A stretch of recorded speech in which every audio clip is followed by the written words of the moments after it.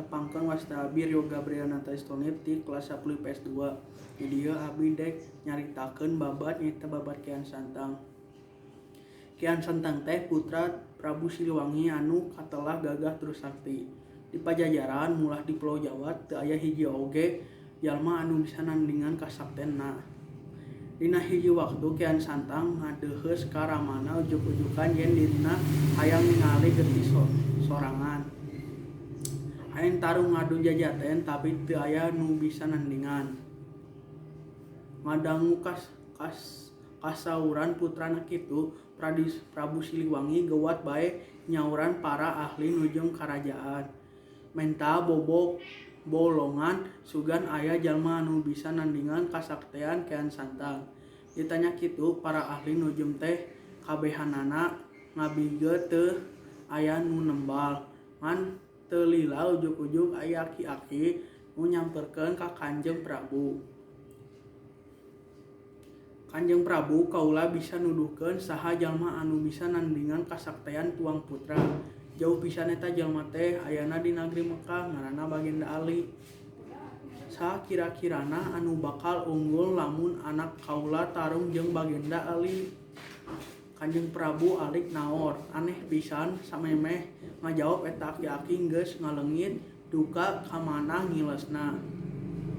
Ti harita Kian Santang teu geunah cicing hayang geragok patepeng jeung jalma nu ngaranna Bagenda Ali. Hayang geura tarung ngadu jajaten hiji waktu Kian Santang pamitan ka Ramana Prabu Siliwangi saja miyang ka Nagri Mekah rek nepungan Bagenda Ali. Sanggeus diwidan ku Ramana gejik bae anjeunna angkat ti Pajajaran. Lempang ngulon muru ka leuwih panon poe surup. Bubuhan jalma sakti lempangna teh nampak kacang nyaeta lempang dina kulit cai. Nyayak gancang ka ditu kakulonkeun. Barang nepi ka negeri Mekah, Kian Santang patepeng jeung aki-aki anu keur nyiuhan hadepen tangkal korma. Pok Kian Santang nanya, "Ki cing tuduhkeun di mana ayana Bagenda Ali teh?" Eta aki-aki teh keur ukur melong neges ka nu anyar datang. "Saha ujang teh?" Pokna kalah ti Malik nanya. "Kaula teh Kian Santang ti Pulau Jawa, kaula hayang tepung jeung Bagenda Ali. Cenah anjeunna teh jalma sakti, kaula hayang ngadu jajaten."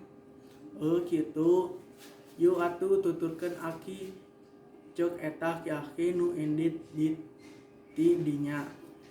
Kian Santang nuturkeun tapi kakara oge sababaraha lengkah aki-akina teh pok nyarita ae iteuk aki tinggaleun cik panyongkotkeun ujung Kian Santang geuwat balik deui.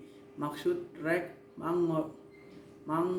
nyokotkeun iteuk ari iteuk si aki eta nancep deukeut tangkal korma. Barang eta dicabut karasa beut pageuh. Kian Santang nyabut deui beki bedas angger bae teu kacabut. Kian Santang mapatkeun ajian nyabut deui ka iteuk satakeur tanaga. Aneh pisan lain iteuk anu kacabut teh tapi kalah sukuna ambles kana taneuh. Kitu jeung kitu bae unggal manehna nyabut sukuna kalah beki mebes. Kian Santang geus ngoprot kesang lieuteuk angger teu bisa kacabut. Manehna mimiti boga curiga yen aki-aki nu boga iteuk teu tangtu lain jelma samanea. Keur kitu aki-aki teh geus gigireun, "Saha saenya Andika teh Ki?" ceuk Kian Santang. Sumpu leungseun si aki ukur seuri ditanya kitu teh. nya kaula di anu di teangan ku Andika teh kaula Bagenda Ali ngadenge kitu rumpuyuk baik Kian Santang nyu kana sampean Bagenda Ali manehna taluk sadar yen Kian Santang dirina ukur satungtung buuk umpama dibandingkan jeung ilmu kawedukan Bagenda Ali kaula taluk sumerah dirina hoyong guguru ka Kanjeng Bagenda cek Kian Santang tapi Andika kudu ngucapkeun sahadat heula asup agama Islam walon Bagenda Ali ti harita Kian Santang asup agama Islam sarta terus guguru ngulik bak-bakan agama Islam di negeri Mekah. Sanggeus ngarasa cukup malap ilmu Kian Santang pamitan hayang mulang deui ka ngarina Pajajaran ku Bagenda Ali di Widang kalayan dibere pancen yen Kian Santang kudu nyebarkeun agama Islam di Pulau Jawa. Aya dua rupa barang anu dibebelkeun ka Bagenda Ali nyaeta tasbih jeung kitab Al-Qur'an.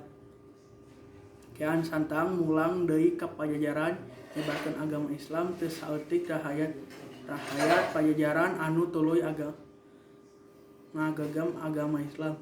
Ari Ramamana Prabu Siliwangi teu karsen ngan agama Islam dibarepeun ku sawatara prajuritna. Prabu Siliwangi ninggalkeun karaton ngungsi ka hiji tempat di Pakiduleun Garut.